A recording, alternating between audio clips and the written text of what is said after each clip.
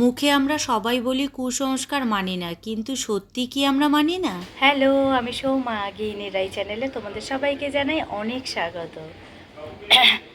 সকালবেলা উঠে স্নান টান সব কমপ্লিট করে নিলাম। সকালবেলা টিফিন করা হয়ে গেছে, ওই চা রুটি খাওয়া হয়েছে। আর এখন আমরা রেডি হয়ে গেছি, পুরো বেরোবো। রাই রেডি হচ্ছে আর আমি পুরো রেডি। একটা চুড়িদার পরে নিলাম, ব্যাগ হয়েছে অনেকগুলো, তার জন্য ভাবলাম চুড়িদার পরেই যাই।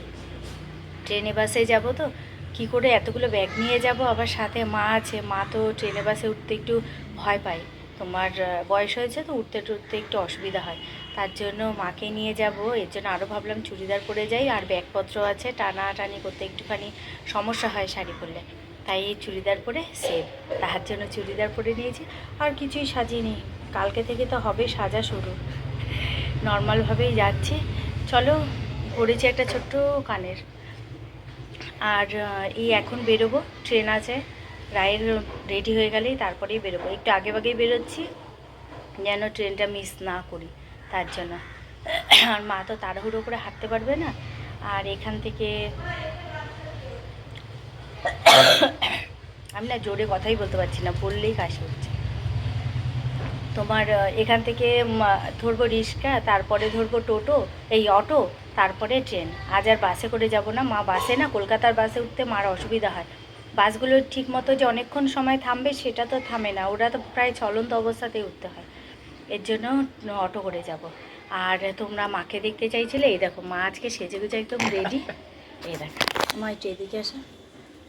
ও মা আর আমি সেম সেম। শাড়িটা এখানেই ছিল, আর আমি পরার জন্য শাড়িটা নিয়ে এসেছিলাম, তাই এই শাড়িটা পরেই যাচ্ছে। মা কোনো শাড়ি নিয়ে আসেনি, চুড়িদার পরে এসেছিলো, তখন তো শরীরটা খারাপ ছিল, এই জন্য চুড়িদার পরে এসেছিলো। তো অনুষ্ঠান বাড়িতে তার চুড়িদার পরা যায় না, আর মা চুড়িদার পরতে চায়ও না, আমরা জোর করাতে তাই চুড়িদার পরে। ট্রেনে বাসে কত সুবিধা না চুড়িদার পরে চলাচল করতে, কিন্তু মা কিছুতেই যাবে না, এই তার জন্য এই শাড়িটা পরে আজ যাবে। আমরা পুরো রেডি হয়ে বেরিয়ে পড়লাম এইমাত্র। আর চলো আমাদের সাথে বিয়ে বাড়িতে, তোমরাও এনজয় করবে।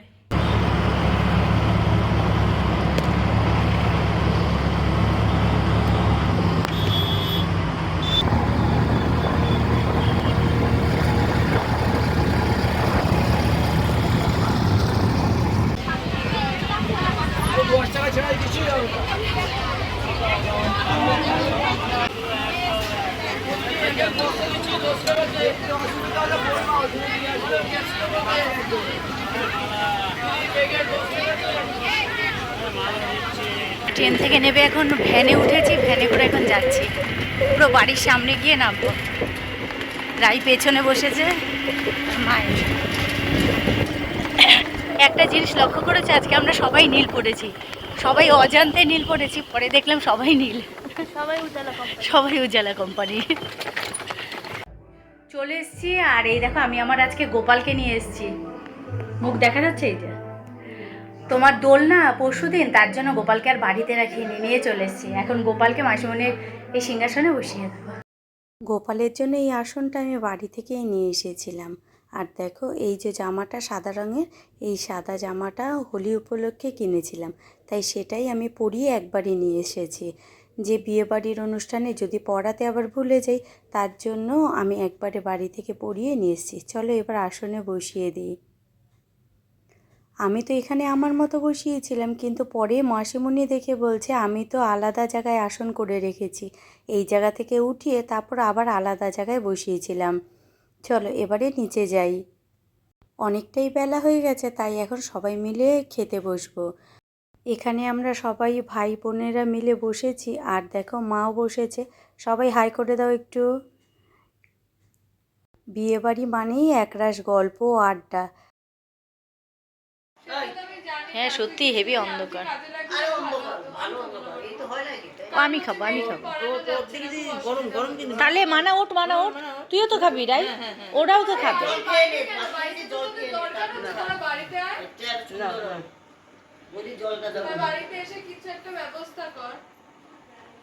গঙ্গা নেমন্তন্ন করতে যেতে হয় আমাদের সন্ধেবেলাতে, তা সকালবেলাতে জল আনতে যেতে হয়, তার জন্য আগে থেকে গঙ্গা নেমন্তন্ন করে আসতে হয়। তার জন্য এখন এই যে সবাই মিলে যাচ্ছি। আর এই যে এখানে হলো সব কিছু নেওয়া আছে, আর এই যে এখন আমরা সবাই মিলে যাচ্ছি। পূর্ণিমার চাঁদ কি ভালো লাগছে, আর ক্যামেরাতে দেখো কিরকম ধুলো বোঝা যাচ্ছে। এই চাঁদের আলোটাই এসে পড়েছে পুকুরে, সেটাও কি সুন্দর লাগছে। আর এই যে সবাই মিলে নেমেছে গঙ্গা নেমন্তন্ন করতে, তাতে একটি ছেলে লাগে, তাই নেমেছে দিদির ছেলে দাদু। আমরা সবাই ওপরেই দাঁড়িয়ে আছি, আর কারেন্টটা নেই বলে দেখো কিরকম অন্ধকার চারিদিকটা। তবু এই জায়গায় রাস্তায় লাইট দেওয়া রয়েছে, কারেন্টটা ছিল না বলে তাই অন্ধকার লাগছে। আর আমরা সবাই যে যার মতো ফোনের লাইটটা জ্বালিয়ে রেখেছি।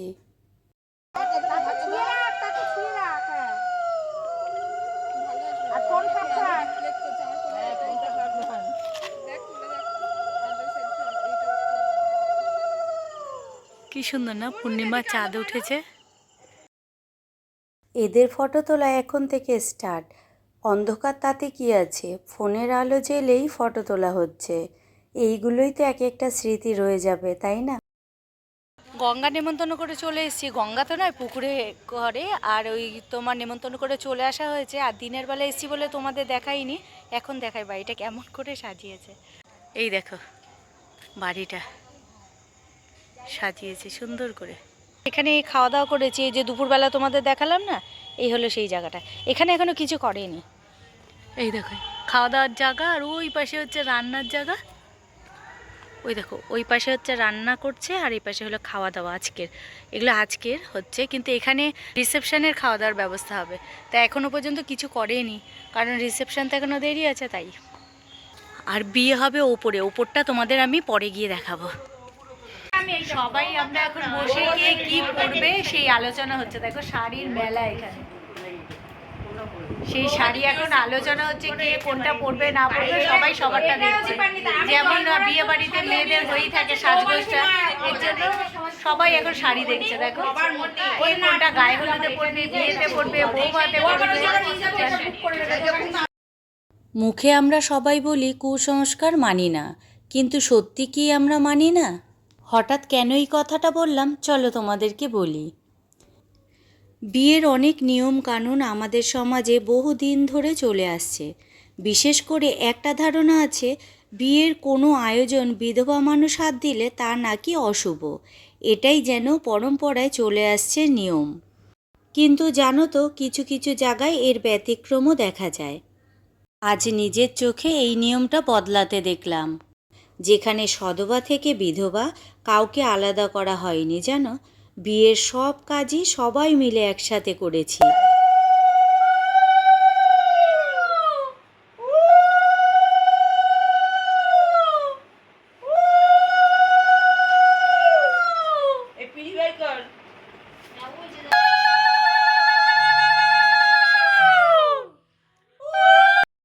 কেউ কাউকে বারবার মনে করিয়ে দেয়নি তুমি অশুভ, তাই তোমাকে শুভ কাজে রাখা যাবে না।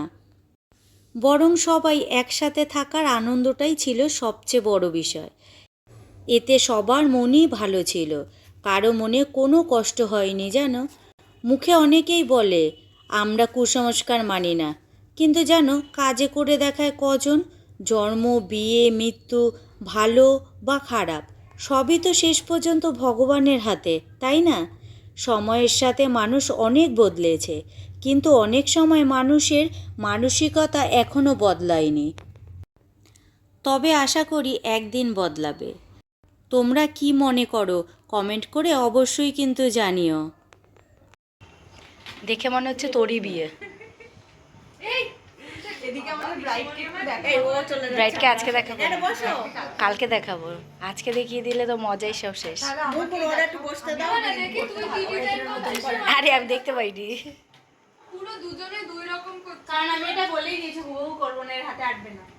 না ঠিক আছে, আলাদা করলে অসুবিধা কি? মেহেন্দিতে কোনো অসুবিধা। কালকে আর গলা দিয়ে বেরোবে না কিছু।